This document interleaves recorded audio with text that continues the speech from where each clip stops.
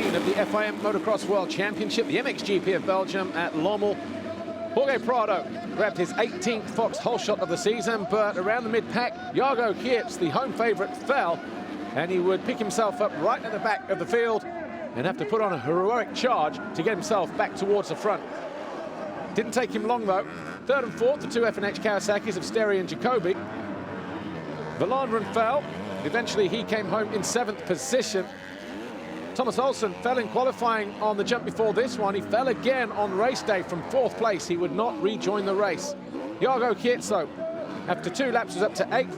And before the end of the race, 4 laps to go, he'd carved his way into 2nd. Adam Sterry also found his way past the Frenchman Vialle to move into 3rd, but it was win number 23 in the season for Jorge Prado on the Red Bull KTM. The Montrench Khmer Yamaha of Geertz was 2nd, Sterry was 3rd. MXGP race 2. The poleman Max Anstey went down. Just look towards the right corner of your screen now. He would not pick himself up and rejoin the race. Well, he picked himself up, but that was his race done. The Fox hole shot went to Glenn Coldenhoff for the 2nd time this year, but before the next straight was done, Romain Febvre had pushed his Montrench Yamaha into the lead, closely followed by the HRC machine of Gajser, who a handful of corners later made this move on the Frenchman to take over the top spot. Anstey rode back to the paddock, doubtful about race 2. 2 laps later, and Romain Febvre was back in front, and he tried to put some distance between himself and the championship leader.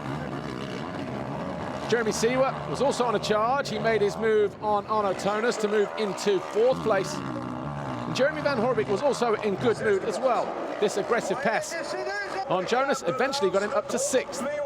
Romain Febvre, though, was victorious for the 3rd time this year in race 1. Gajser was 2nd, Coldenhoff, Seewer and Tonis your top 5. MX2 race 2, and once again it was Jorge Prado, this time Fox hole shot number 19. Tom Vialle right there behind him in 2nd, Jacoby 3rd, and not another good start for Jorge Prado. Prado led, Vialle was 2nd. Vlaanderen got himself up into 3rd. Olsen tried to go around the outside. A few positions further back, Watson and Geertz though, around the outside of both the FNH Kawasaki's. First it was Sterry and then Jacoby, and then he passed 2 riders in the same corner, Ben Watson and Calvin Vlaanderen, as he moved up into 4th place. He then passed Vialle to move into 2nd late on in the race, and it looked like it was going to go 2-2 for 2nd overall. Vlaanderen made a move on Vialle as well to move up into 3rd. Watson followed through in 4th. Vialle was now in 5th place. Henry Jacoby fell. His teammate ran into him, couldn't avoid him. Sterry came home in 6th. Jacoby was 12th. 3 laps to go. Heartbreak for the Belgian fans and Jorge Prado. His machine expired. His chance of a podium at home were done and dusted in the blink of an eye. But Jorge Prado, race win number 24, Grand Prix victory number 12 in a row, 13 for the season, and 11 double moto wins now in the season for Prado. 2nd overall, Vlaanderen was 2nd in the last race and 7th in the first race. Watson a 5th and a 3rd on the podium for the first time. Prado now 124 points clear of Olsen. Vialle back up to 3rd. Geertz pushed down to 4th. 4 rounds to go, and Jorge Prado has one hand on the World Championship trophy. I was enjoying it, honestly. I'm pretty good prepared, and I came to this GP very good. So, no, I was enjoying it. You need to have the right mentality coming to this GP, and you know it's going to be a tough one. You're going to suffer, and I was mentally prepared for this, and I enjoyed. MXGP race 2, Max Anstey did line up, and he made a great start as well, just around the outside of his teammate Monticelli going into the turn, but it was Tim Gajser with Fox hole shot number 7.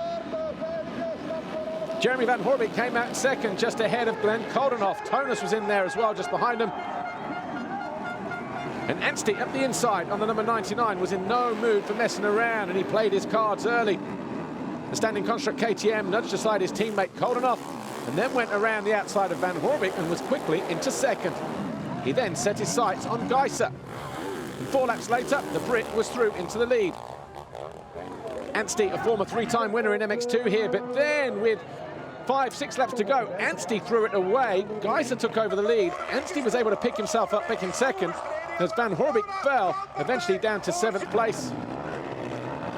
3 laps to go. Anstey on the 99 rode around the outside of Gajser to take his first ever MXGP race win, but it could have been so much different had he have finished race 1. He was frustrated with that.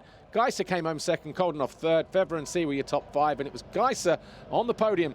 A 9th win for the season for the Honda rider. 24 wins now in a career. Febvre was second, Coldenhoff third, and Gajser now 187 points clear of Seewer. Paulin is third, Thomas fourth, Cairoli fifth. Tim Gajser now needs a 13th place in race 1 in Imola if Seewer wins it. I was having fun, actually. It's weird to say that in sand for me, but like I was enjoying out there. Had a good start, both motos. Second one even better, whole shot, and then lead from beginning. But Max was really fast, so I kind of like leave him to pass me because we had a nice, comfortable lead. And then he make a mistake, and then he got me again, and then I leave him again. And because I know they wrote me that if I stay second, I win the overalls.